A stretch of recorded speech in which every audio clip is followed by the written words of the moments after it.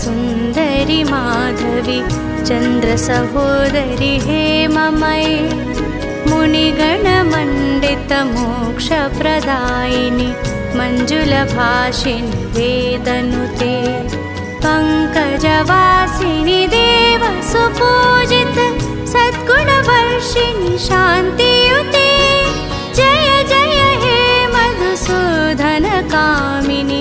आदिलक्ष्मि सदा पालय माम्।